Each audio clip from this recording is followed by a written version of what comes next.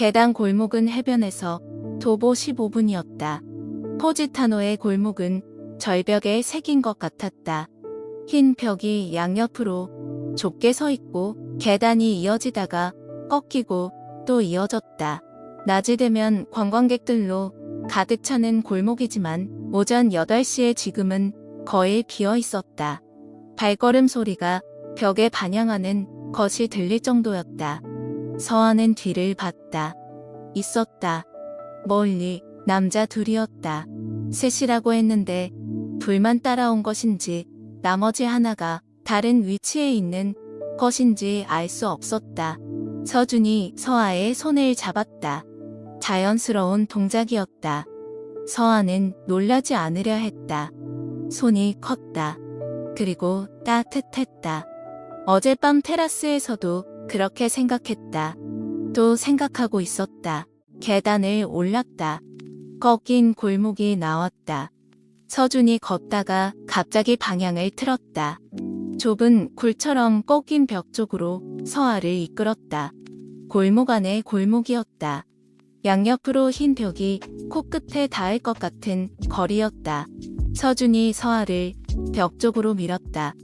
등이 차가운 석회석 벽에 닿는 느낌이 들었고 그가 앞에 섰다. 아주 가까웠다. 어깨가 벽의 너비에 맞닿을 듯 섰고 그의 몸이 서아의 정면을 막았다. 외부에서 보면 연인이 골목에 기대어 있는 장면이었다. 서아는 그것을 알았다. 그것을 알면서도 심장이 한 박자 빠르게 뛰었다. 서준이 고개를 숙였다. 귓가에 그의 입술이 닿을 듯한 거리에서 낮고 조용한 목소리가 왔다.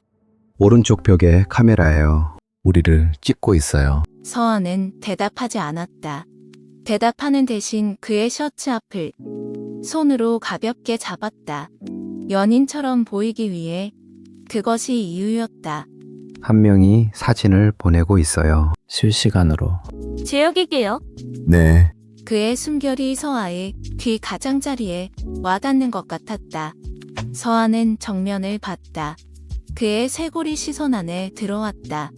셔츠 단추가 2개 풀려 있었다. 서아는 눈을 들었다. 그의 목이 보였다. 더 올리면 턱선이었다. 더 올리면 눈이 있었다. 올리지 않기로 했다. 어떻게 할 거예요? 서아가 물었다. 목소리가 평소보다 낮게 나왔다. 통제하려 했는데 그렇게 됐다. 이 사진을 재혁에게 보여주면 돼요. 미장이 아니라는 증거로. 그것만이에요? 서준이 잠깐 멈췄다. 아니요. 그가 서아의 귀에서 조금 더 멀어지며 서아의 얼굴과 눈이 마주칠 정도의 거리를 만들었다. 아주 약간만 물러난 거리였다. 얼굴이 맞닿으려면 둘 중 하나가 조금만 기울면 됐다. 저는 역정보를 하나 흘릴 거예요. 오늘 오후에 서아 씨가 재혁과 단독으로 접촉한다는 거짓 정보요. 재혁이 움직이도록. 그러면 자리가 만들어지죠. 우리가 원하는 자리가요. 서아는 그의 눈을 봤다. 가까운 거리에서 보는 눈이었다. 낮 동안에는 미세한 것들이 보이지 않았다. 이 거리에서는 달랐다. 눈동자가 어둡고 깊었다. 그리고 지금 서아를 보고 있었다. 서아의 눈을, 아래를 보지 않았다. 어깨를 보지 않았다. 눈만 봤다.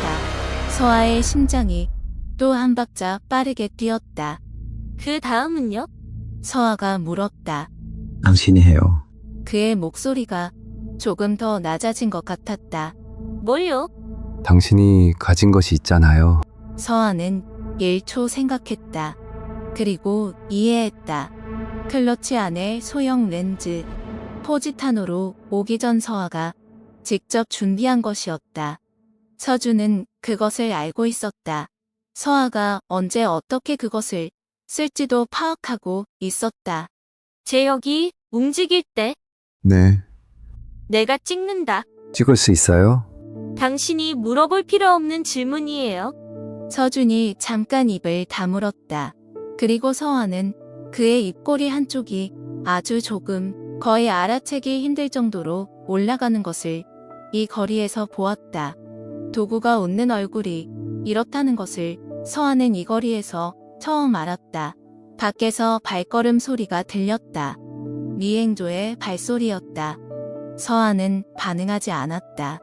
서준도 위치를 바꾸지 않았다. 두 사람은 그 자리에서 움직이지 않았다.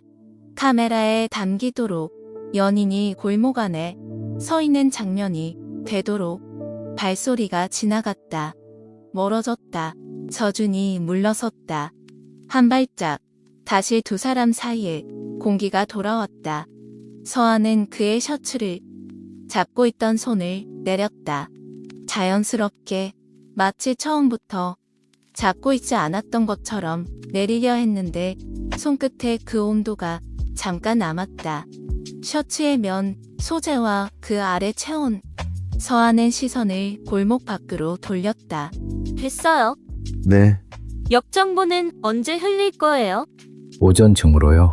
경로는요? 제역과 연결된 제 회사 내부 라인 하나가 있어요. 그쪽으로. 서아가 그를 봤다. 그 라인이 신뢰할 만해요? 제역에게 정보를 넘긴다는 신뢰라면 완벽해요. 서아는 잠시 그 말을 음미했다. 그리고 짧게 웃었다. 별로 웃을 것도 아닌데 나왔다. 좋네요. 서준이 서아를 봤다. 표정이 없었다.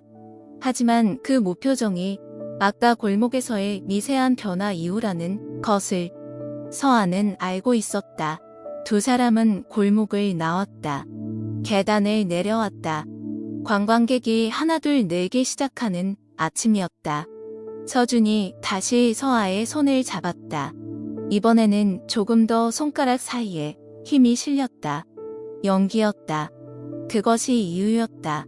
서아는 손을 떼지 않았다. 오전이 지나갔다.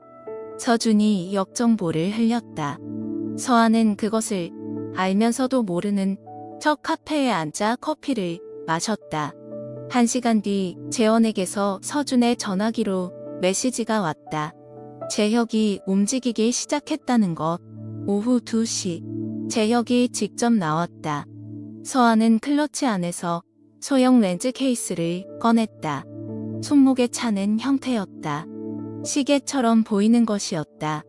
서준이 그것을 보고 아무 말도 하지 않았다. 묻지 않는 것이 그의 방식이라는 것을 서아는 파악하기 시작했다. 카페 바깥에서 재혁의 동선이 잡혔다. 서아가 미리 파악해둔 경로였다. 포지타노 외곽 쪽 항구 근처의 소규모 부두. 재혁이 자주 쓰는 방식이었다. 비공식 접선은 대개 관광지와 멀리 떨어진 한적한 곳에서. 서아는 먼저 일어섰다. 혼자예요? 서준이 따라 일어섰다.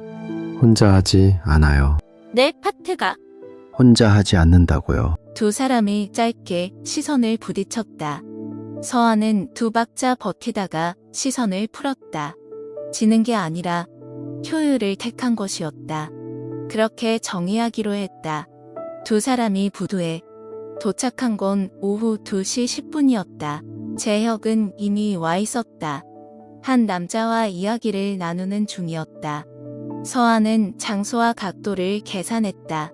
낡은 어선 창고, 측면, 재혁의 측면 얼굴이 잡히는 각도, 그와 대화 상대의 손이 닿는 위치. 서준이 서아의 2cm 앞에서 창고 벽에 기대었다. 다시 한번 그가 서아의 시야 밖을 막아주는 위치였다. 외부에서 보면 두 사람은 창고 그늘에 기대어 있는 관광객처럼 보였다. 그 안에서 서아는 손목 렌즈의 각도를 조정했다. 재혁이 봉투를 받았다. 클릿이라는 소리도 나지 않았다.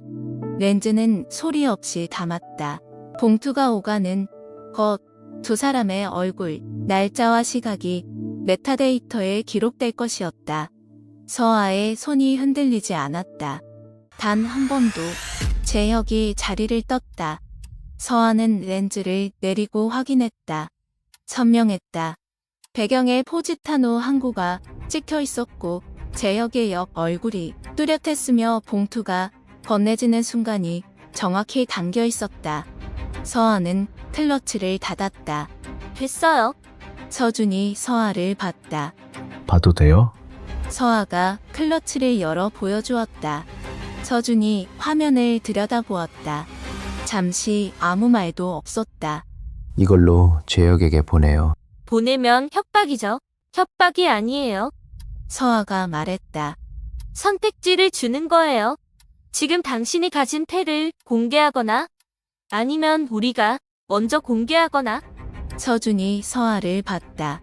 멀없이 봤다. 서아는 그 시선이 불편하지 않았다. 그것이 이상했다.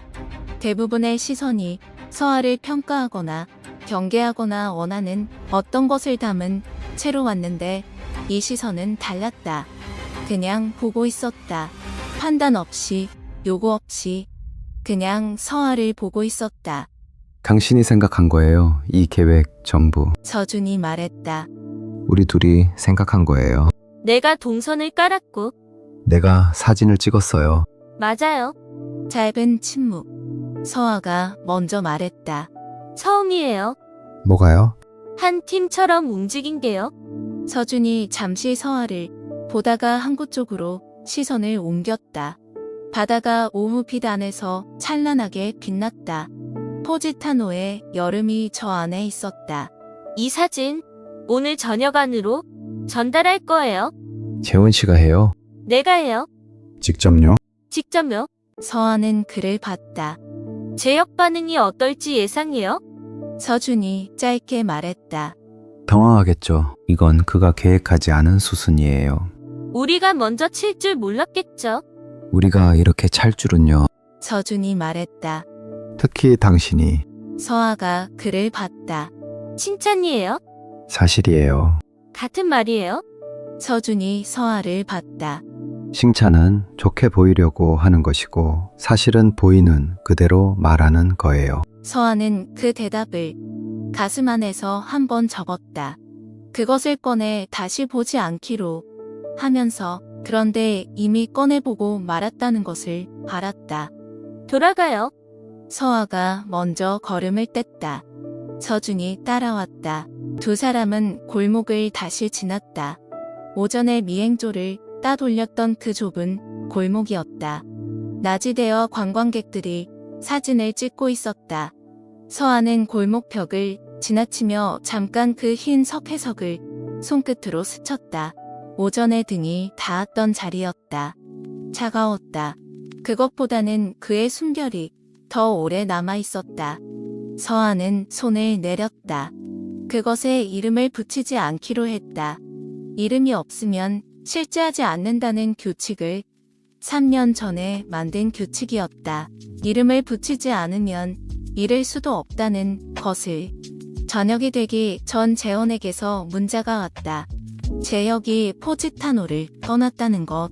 항공편으로 당일 귀국. 오늘 오전 입수한 사진으로 인한 결과인지 아니면 서준이 흘린 역정보 때문인지 혹은 둘 다인지는 불분명했다. 서아는 문자를 닫았다. 서준은 그 문자를 이미 봤을 것이었다. 이미 알고 있을 것이었다. 두 사람이 호텔로 돌아오는 길에 서준이 말했다. 오늘 잘했어요. 우리 둘 다요. 네. 인정이에요. 서준이 잠깐 서아를 봤다. 항상 인정이에요. 서아는 그 말을 듣고 이상하게 몸이 조금 가벼워지는 것을 느꼈다. 그것도 이름을 붙이지 않기로 했다. 엘리베이터가 올라가는 동안 두 사람은 나란히 섰다. 거울 앞이었다. 서아는 거울 속 두 사람을 봤다. 흰 원피스의 여자와 셔츠의 남자. 신혼부부처럼 보일 수 있었다. 아주 조금은 그렇게 보일 수 있었다. 서아는 그 생각을 즉시 지웠다. 방문이 열리고 두 사람이 들어갔다. 서준이 재킷을 벗어 의자에 걸었다. 서아는 클러치를 내려놓았다. 해가 지고 있었다. 포지타노의 노을이 창문 안으로 붉게 들어왔다.